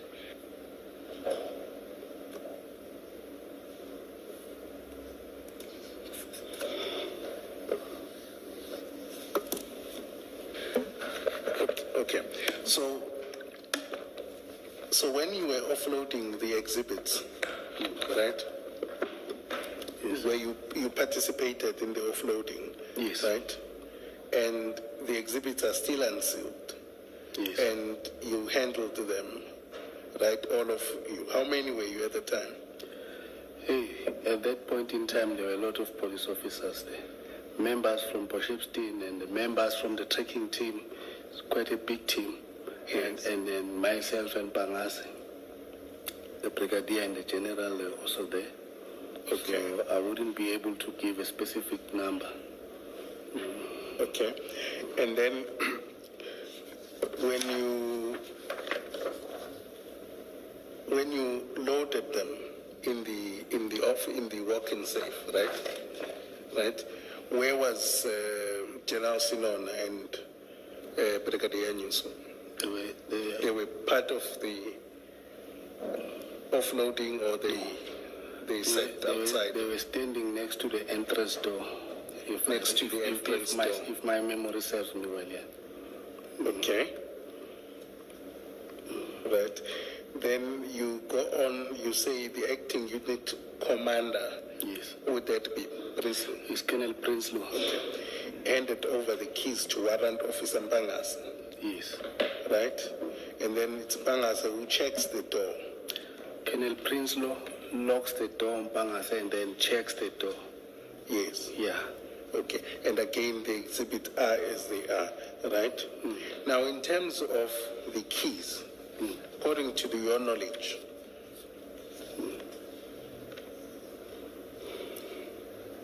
was it appropriate, was there any documentation that was filled about handing over the key? Was there any formalities, or it was just, here are the keys? I did not see any document being completed. Okay. And do you think would that have been a requirement? I think maybe the OP entry should have been made at the police station. Yes. At the offices there in Potchefstroom, Yes. to say the key is handed over to so and so, and whoever was receiving the key should have signed in Yes. the occurrence book. I'll take you to that if there's any contestation, that there is a requirement that if someone is taking possession of a safe key, storage key, they must complete a document, it must be signed. But can you confirm that was not done, so we don't need to belabor the point? I can't confirm that it was not done. Okay. Maybe it was done in their diaries. Maybe an entry was made, a person can sign also in the diary. Not necessarily that the person can only sign on the occurrence book. Okay, that's fine. Then if I take you to the second file of the exhibit CJC 243.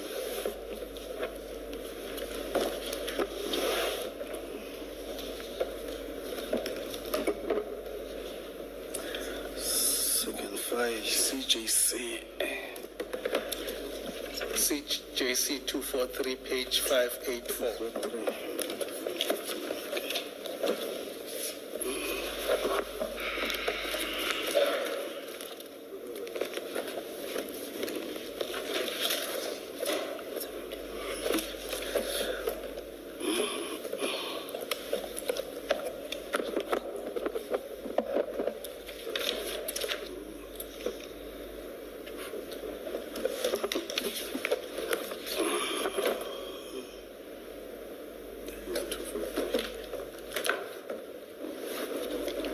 I'm at CJC 243, Chair. Yes, but at page 584. 584.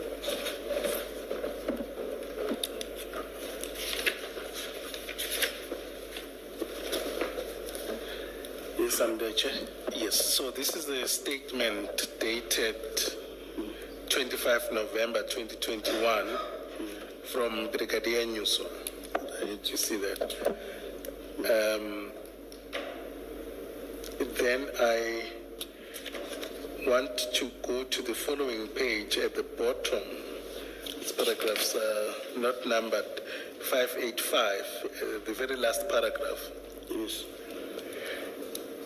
Now, somewhat, Brigadier Nyusa seems to suggest rather, that when he arrived at the DPCI offices,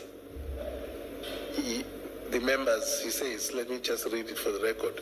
When we arrived at the Potchefstroom DPCI SOCI, the investigators had finished offloading the exhibits, and the exhibits were placed in the safe in the presence of Lieutenant Colonel Prinsloo. We were then shown the exhibits. The safe was then locked, and the safe key and the spare key was given to Major General Sinona for safekeeping. Right? Now, what would be your comment with his version? He doesn't seem to say you arrived at the same time. It seems to say it was after. When we got there, they were there. So, sorry, just pick up here. I'm saying when we arrived in Potchefstroom, they were there. Okay, so this version. We arrived at the same time. Okay, so he would be wrong in this version. I cannot respond on his affidavit, but I'm saying when They are contradicting each other. because I've got also my own version that I'm Yes. saying, then that's his version, then I Yes. cannot dispute it. Okay, and then in terms of the key, your version is the key was handed over to Warrant Mbangase, right? Colonel Prinsloo handed over the keys to Mbangas. So Brigadier Nyusa says they were shown the exhibits, right? The safe was locked. It doesn't say by who though at this point. And the safe key were handed to Major General Sinona for safekeeping. Yes, the King Pangase handed them over to General Snon. Okay, so it's just that he's missing Pangase in this point. In this point, yeah. Okay, no, that's fine. So ultimately the key ended up with General Sinona. Yes. Okay. Can I ask the question? Why were these, on the day itself, you are now in Port Shepstone, why were they not put in evidence bags on that day when you got to Port Shepstone? If I can tell you, I'll assume that maybe no one thought of it, because I was contacted the following morning I was requested by Mpangase the following morning to say that no, we needed to go back to Port Shepstone to pack the exhibits. I think maybe it was also that it was late in the afternoon. Yeah, but the place remains open as long as you need to work. And I think, and I note that you say maybe. So no discussion came up about these must be put in evidence bags before we leave this place. No such discussion happened. I don't remember such discussion taking place, Chair. Okay. And the same about entering them in the SAP 13, sorting that process out. That never came up because now it's you and Warrant Officer Mpangase, right? The others were there to escort you from Isipingo. So it's now the two of you. Yes. Between the two of you, there was no thought or discussion that we have to put these, record them in the SAP 13. We've booked them out somewhere. They must be accounted for as booked in. It didn't come up. It didn't on the day, on the 22nd. It's only in the morning when he came and requested that we should go there. So we had a situation where these drugs were unaccounted for officially on the system. They were, because there's no record of it. You booked them out. For all we care, they could easily have been in Umlazi. Kelia, we had established that in terms of knowledge of the processes regarding sampling, weighing, and all of this for drugs, you were none the wiser in essence, right?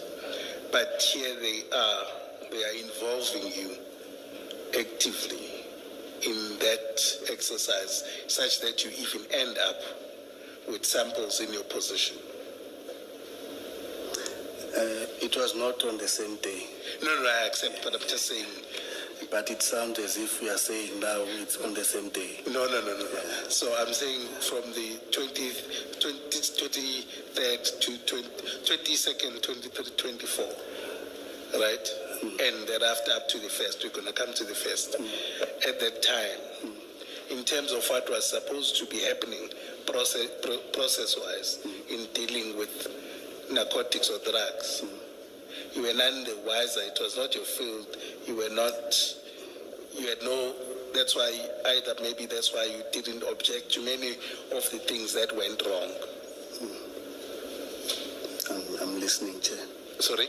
I'm following you, Chair. Yes. Would I be correct, or you knew what was going on, but you just looked the other way? No, I didn't know. You didn't. And did you not worry that you are handling exhibits and that you then are in your custody in a sense, and then they are given to you, and then you have to give them to Jacobs the following day? Then the issue of handling samples is duties. If people are going to FSL to hand in exhibits, they can just give you the packet to hand in the exhibit on their behalf. So for me, handling the samples is not wrong. To pass it on to another person, it is not wrong. Okay. So would you say that that was in line with the law? What, handling? Yeah, I'm saying let's go to paragraph 19. My For example, paragraph of your 19. statement. Paragraph 19.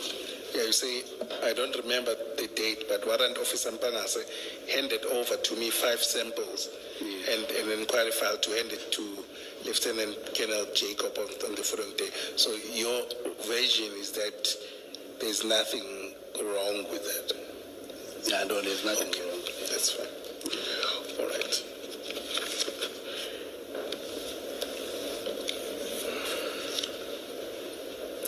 And I think when you went on the 23rd and 24th, when you went to Sinona's office to get the key, you didn't go up to him. Did not see the exhibits. So the SAP 13 was completed with the SAP 13 clerk without seeing the exhibits. Yes, he did not see the exhibit because we can't even say maybe he went back because we left Poshevstin with the key to Durban. So he did not see it, but he signed for them. Yeah.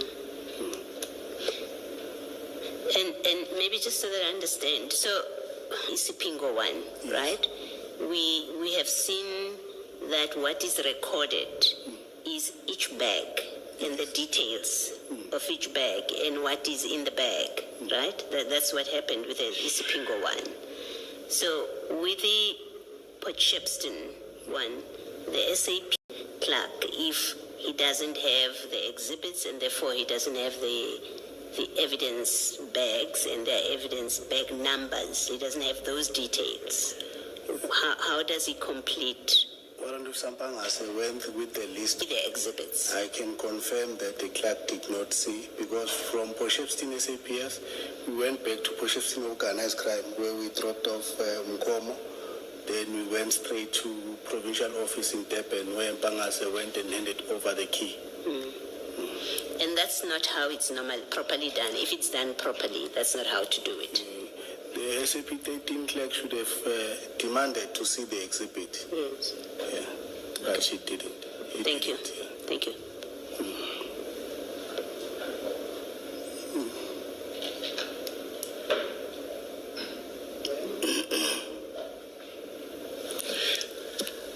Colonel Jacobs comes back, right?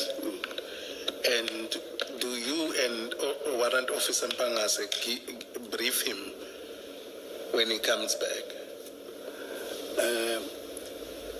He was supposed to be briefed by the investigating officer. I did not brief him. Okay. And then you say then at your paragraph 19, on 1 July 2021, I was requested by Colonel Jacob to go with him and Warrant Officer Mpangase to the depot Yes. to unpack the container, and then you went there, right, did the count. Can you just explain to me what was your role at the CHC depot on the 1st of July? The 1st of July, we got there. There was a person, I don't know whether he's a clearing agent or he came with the packing list, and there were also laborers there. So the container was opened. The laborers, they moved the bags. We inspected the container. We confirmed that the packing list corresponds. And Colonel Jacob handed over to that person that was with us there. So what would have been your role? What's significant for you about that and yourself? And what role did you play there? I was just accompanying them to go there. What was the purpose of you going there to count the bags? Not necessarily counting, Chair. Sorry, say that? We were not going there for only counting the bags. We were still conducting a further inspection to see did we not miss anything on the day. Yes. Well, you see, the thing is, you say in your statement, which is exactly what Colonel Jacob wrote in his own statement, you say, we conducted a count. We went to do an unpack on the container. We proceeded there. We conducted a count of that number of bags of animal feed. This corresponded with a packing list, and then we released the container. So on your most recent statement, where you speak about this, you account for counting the bags, nothing more. You don't say we went there to investigate for further investigation, in fact. Let me use your language. You don't, and him as well. He doesn't say in his statement, we went back for further investigation and this is what we did when we got there. He says, we went back to do a count to verify that the number of bags corresponds with the packing list. Now, I don't understand why that is your problem, that the number of bags correspond with the packing list. What does that have to do with you, SAPS? When I say you, SAPS. In fact, I want to suggest to you it has nothing to do with the SAPS, that the bags correspond, the number of bags corresponds with the list. But that's what you've said. And it's word for word what Colonel Jacob says in his own statement. Doesn't speak about investigating. And what I suggested, in fact, let me put this to you, what I suggested to him. I suggested to him that this was a charade, this. It wanted to give appearances that we continued to investigate the docket. There was nothing amiss. This was a serious matter. We were investigating the docket. That's why we went back on that day. And I don't accept that explanation. And I want to put it to you as well, that you may have been unwittingly or unknowingly participating in, I think there is stronger language for my saying this doesn't make sense, and I'm going to use that stronger language, that you may in fact unknowingly have been participating in appearances of an investigation, because it just does not make sense that the SAPS will take 3 people, a senior colonel, 2 warrant officers, one of whom this is not his everyday job, go to a container, open, count the bags, and we must go with what you say in your statement. You went there, you counted the bags, and you said bye-bye. We must go with your explanation. So it doesn't make sense. There is another reason why this happened. Otherwise, you are wasteful of SAP time and resources in circumstances where there is serious crime to be investigated in the country. Then you are completely irresponsible, all of you, to use time to go and count bags to make sure it complies with the packing list. And in your favor, out of generosity for you, I want to say that was not the reason you went there.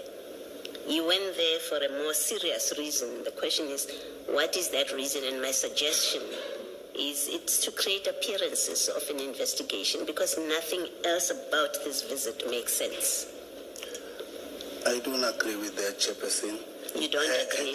Hence, the laborers were requested to come and assist unpack the container. We went there to inspect the container of further narcotics, and we saw that there was nothing. Then the container was then handed over to the relevant person. And you say, so all you did, you got the container emptied? Yes, the laborers... No, that's not what happened. What happened? You didn't empty the container. Your commander was in charge of the scene on the day, said you didn't empty the container, you took out the first few bags, and from the first few bags you knew that no, there's nothing, all is good. So you are contradicting Colonel Jacob yet again. When you say the laborers emptied the container, that's not his evidence. The bags were taken out of the container, Chair. So Colonel Jacob lied to us when he said the container was not emptied, only the front bags, and then you checked around and you were satisfied from the smell that and the number of bags that correspond with the list that all is good. He was untruthful when he told us that's what happened. Yes. Okay, thank you. Are you saying he told you that the reason for going there is to look? With the chair through the statements, your first statement is at Page 633. 6333. Yes. Yes. So your first statement is at page 633, and this is your statement that is dated the 27th of January 2022. So they're fresh in your mind. You don't say anything about this visit of the 1st of July. You end at paragraph 15, where you say, during the time, I cannot recall the date, Mbangase handed over to me a file and 5 samples to hand over. That's paragraph 15 at page 635. And then you have a second statement, shorter statement, at page 646, which is in May, the 12th May 2022. It's a 1-paragraph statement, and you're talking about what happened on the 24th. You don't, in both statements, mention a visit on the 1st of July. You mention it for the first time in this statement that you filed on the 1st of July. It mentions that visit in exactly the same terms as Colonel Jacob's paragraph on this. It seems to me that given that in the immediate aftermath of this incident, you say nothing about it. It's a recent invention that there was a visit and we've gone through that with Colonel Jacob, that even the depot manager mentions it much later. They don't mention it in the first visit, in their first statement. So it seems, it gives appearances that this is a creation, a new creation of something that's supposed to have happened on the 1st of July, when in fact nothing like that happened. And you would have it here because you and Colonel Jacob had a discussion and agreed to add this, especially because this trip doesn't make sense in the way you explain it. It looks like this is something that you agreed to manufacture and add here, because otherwise you would have mentioned it in your earlier statements where you account for your involvement. Yes, Chair. Yes, you want to say something? I want to say something, sir. I don't dispute the fact that it is not included in my first 2 statements, but that does not necessarily mean that it never happened. Police vehicles have got a tracker.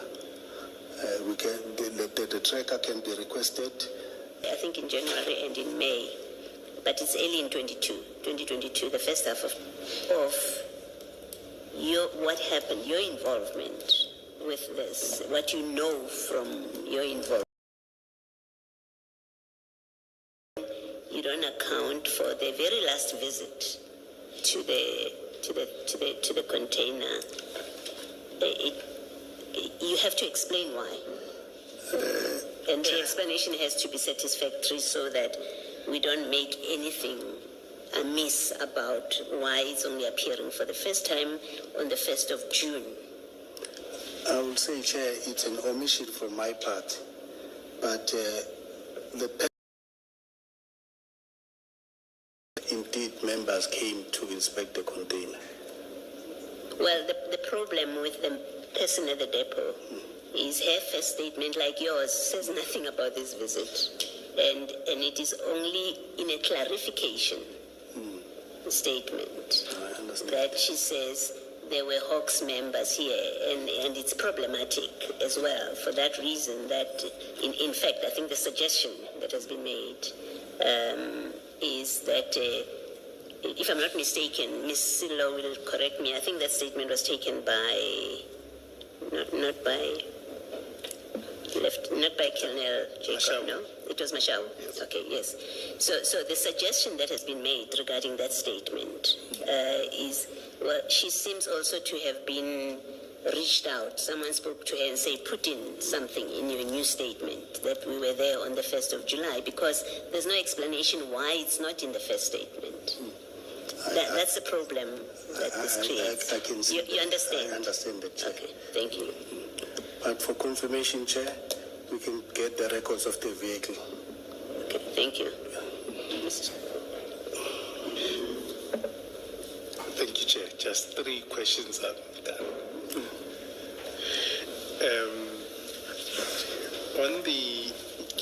Can we then accept, in light of your engagement, that when you left on the 22nd of June and until your visit on the 1st of July, it would seem that you were not sure, well, you can't be certain that the 541 were the actual number of. Is it possible maybe that there could have been more drugs than what you counted? Normally, when seizures are done, inspections are done even after on the following day, because you cannot unpack now without the preparation of getting the laborers to unpack. You can just observe that there is nothing that is there. Then when laborers are required, you need to make arrangements, because there is nowhere where you can just get laborers. So I'm saying when you left for Ispingo, right? When we left Sipingo too, No, I'm saying when you left the depot to Ispingo, yes. would you accept on what you are saying that there could be a possibility that there could have been more drugs or more bags than what you had? I don't accept that, because we checked. So then on the 1st, Yes. you said you went back to check if there were more drugs. No, we went back to conduct an inspection to see now that everything corresponds with the packing list. So when you went back on the 1st, it had it was unrelated to drugs now. We wanted to go and do a final inspection on the container so that the container can be handed over. Yes. Can be, sorry, I lost that. So that the container can be handed over to the responsible person. Okay, no, then I may have missaid you. Then the record will then state. Just for your benefit, you said you got promoted on the 8th, in September, right? On the 1st, yes. Correct, and then that's 2021. Yes. Right? And I'm interested in your last paragraph, 21 of your statement.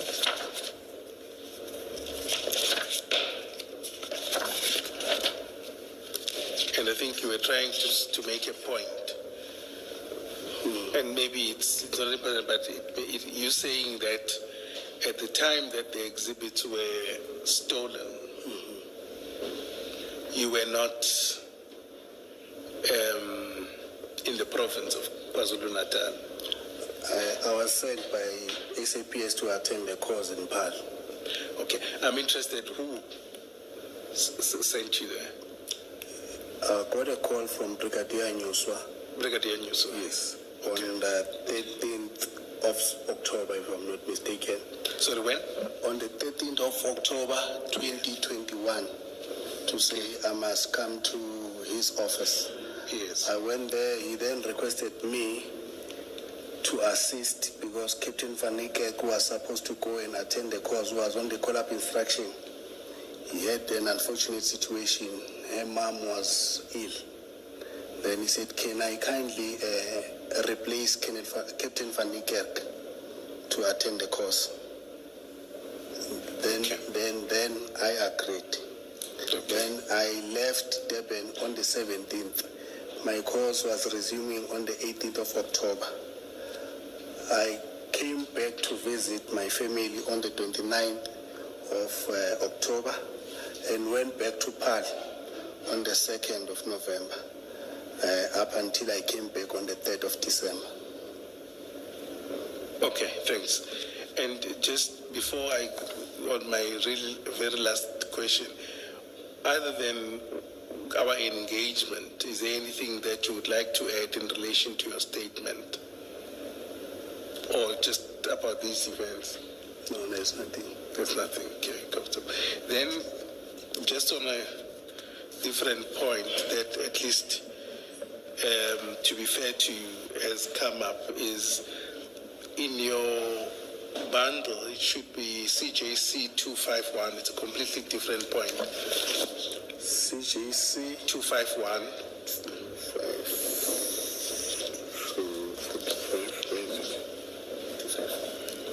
251, page 673.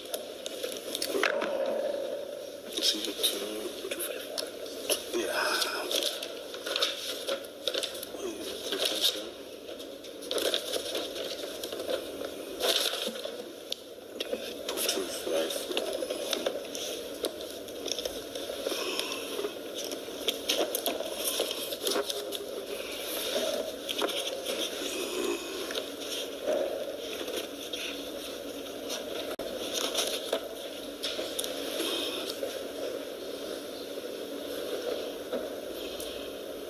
Are you there? Yes, I'm there. Oh, let me wait for the Commissioner Chairperson. You don't have. Which file is it? It should be. Let me check. It should still form part of the second file.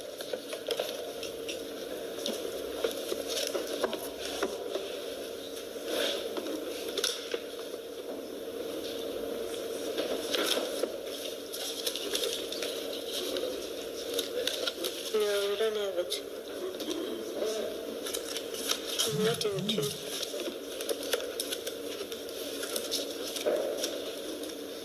This is not the same one we put up yesterday. What document is it? It's an email from Warrant Officer Sanders, or Sander,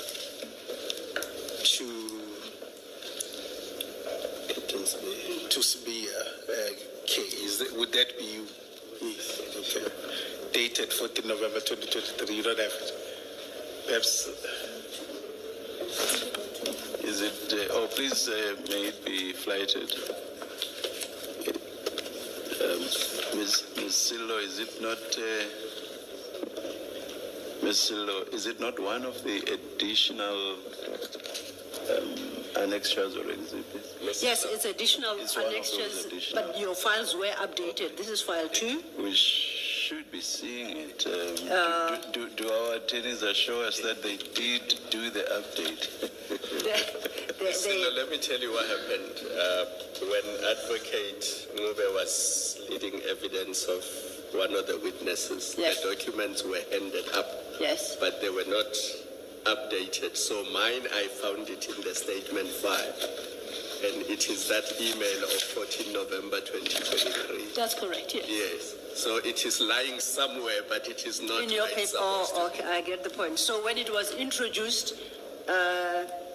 and unlike as is often the case, there was no attendance to your file to make sure that they are formally updated. Apologies for that. I don't know what it means now if one of the commissioners has found it, whether... But even he, maybe ours are exactly where his is. Indeed. There's no flag, there's no nothing, it's just lying at the bottom of a pile. But that can be sorted out. Let's not belabor it. Let's not apologize for that. Do you want to put it on the screen? It will make it easier. Then we will follow from our screens. Indeed. In the meantime, we'll try and see if at least the witness's file is updated. Yeah. Because the witness's file has got this document, so it appears that it fell through the cracks when it came to updating your files, for which we apologize. Thank you, no problem. I think, Chair, we're also having some difficulty locating it. Is it? Perhaps can I request that for your purposes, I hand it to you again as a copy. Just one is fine. For Commissioner Baloyi, I will share with Commissioner Kumalo.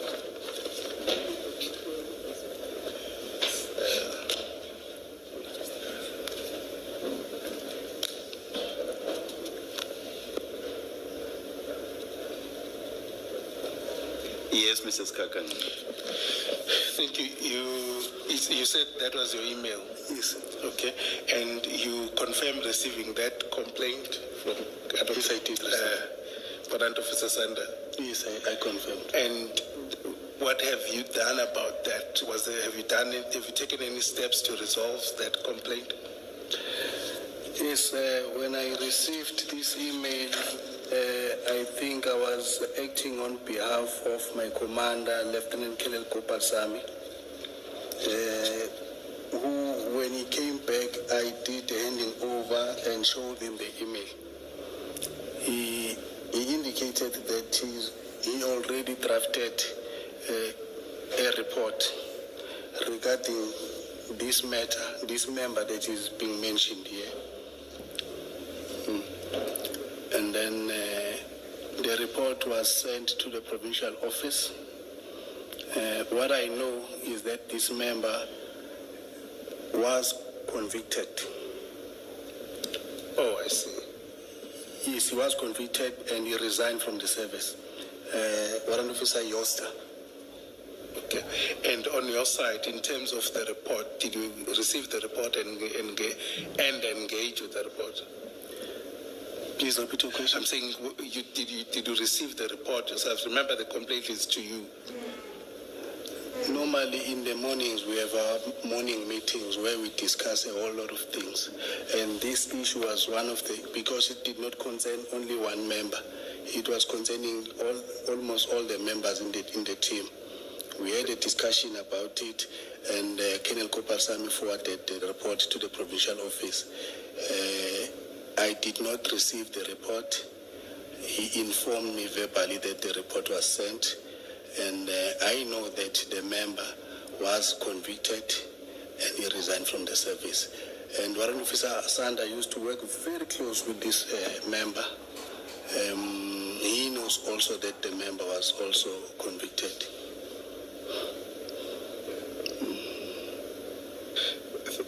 Thank you. And the conviction or discipline was in relation to this complaint?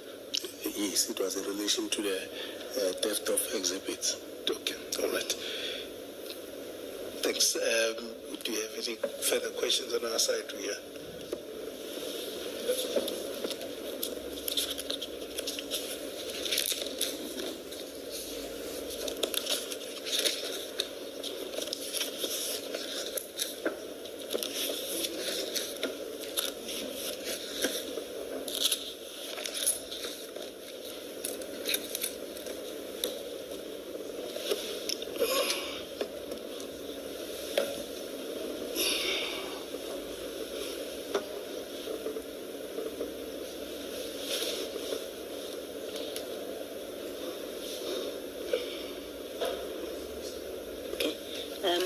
Colonel, I'm just trying to understand what is contained here and your response, so that I understand what you're explaining.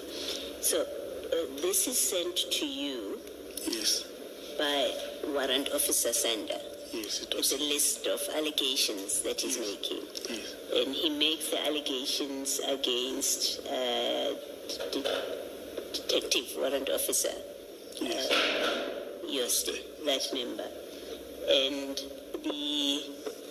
these allegations, so if you look at, there are a number of cases here and different things. I'm trying to understand what it means in relation to Sander. So, for example, if you look at, let's start at the bottom. Look at the bottom on page 1. the bottom of the page. I just want to make sure that I understand what this represents.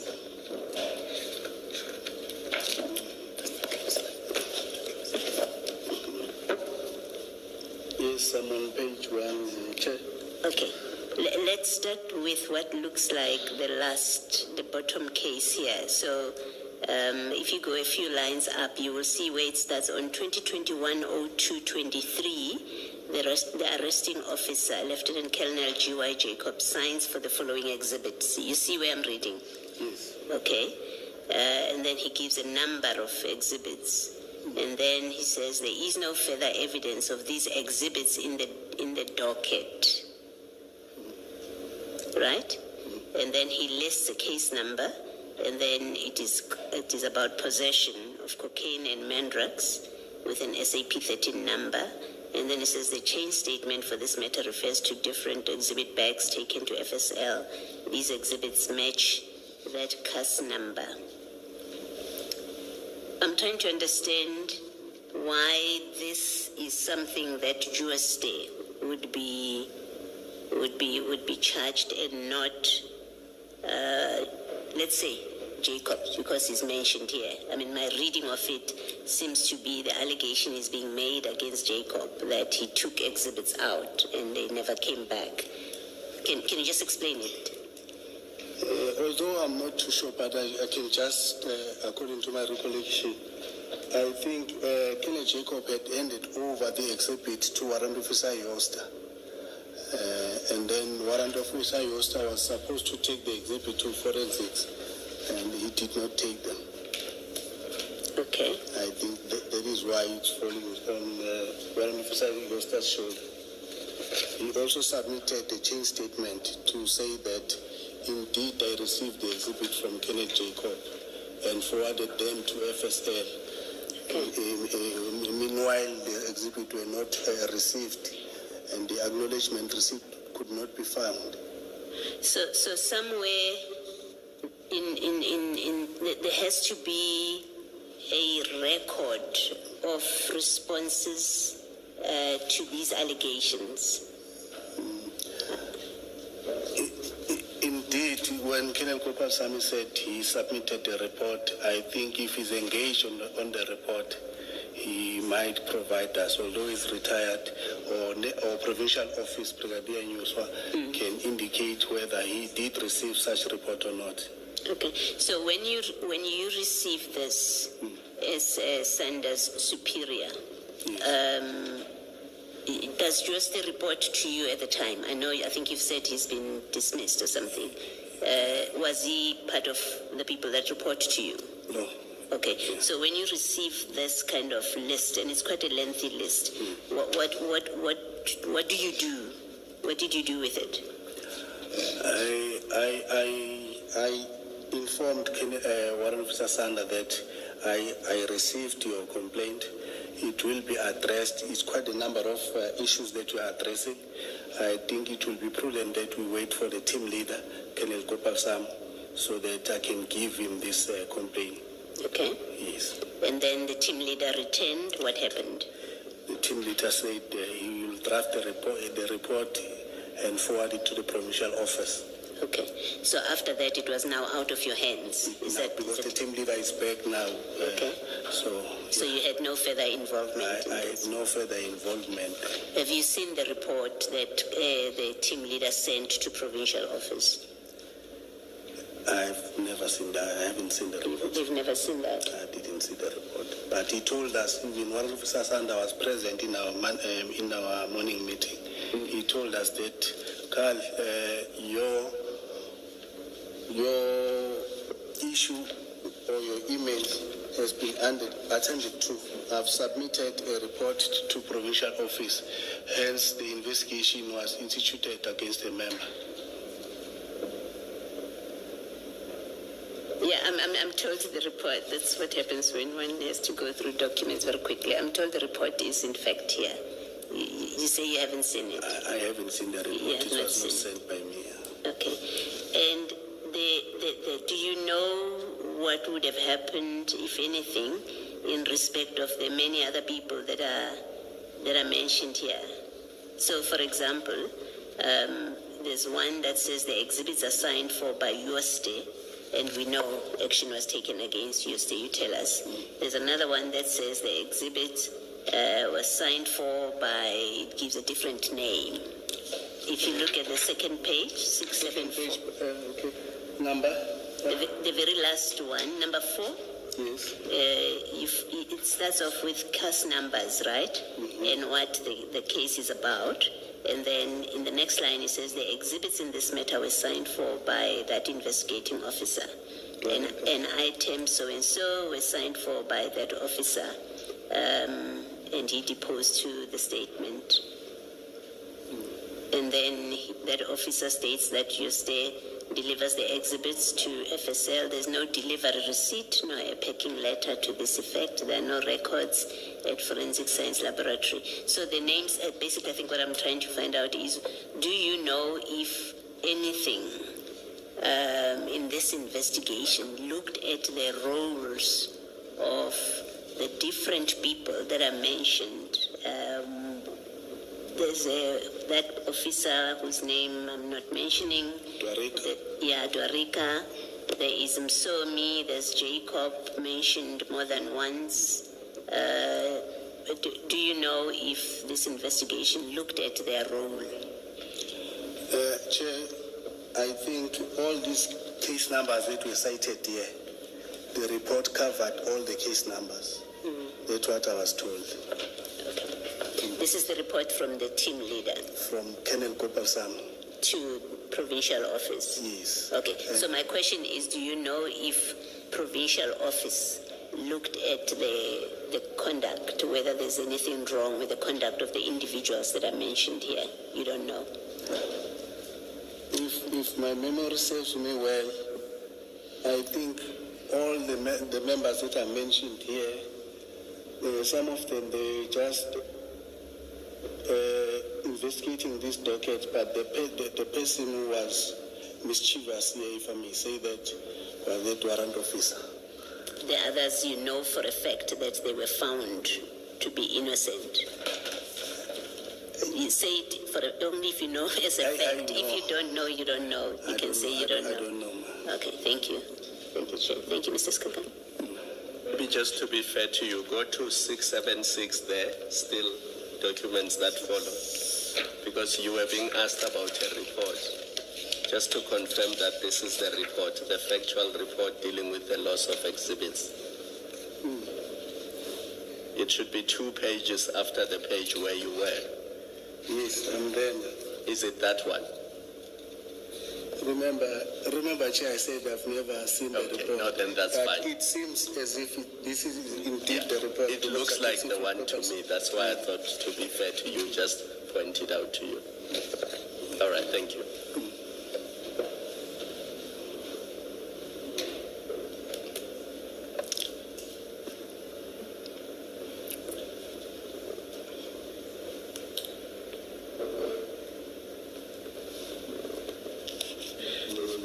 Yes, Mrs. Chair, I think I've exhausted your indulgence, and I think I've covered the key points I needed to cover.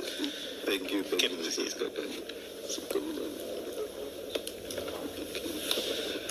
Thank you very much, Colonel. You are excused. Thank you so much, Chair. I'm tired. Thank you. I can see from the smile that you are relieved. Thank you.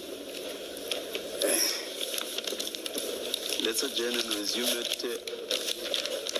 Oh, I thought you wanted to raise something, Mr. No, Chair. Thank you. Let's adjourn and resume at 9:30 on Monday.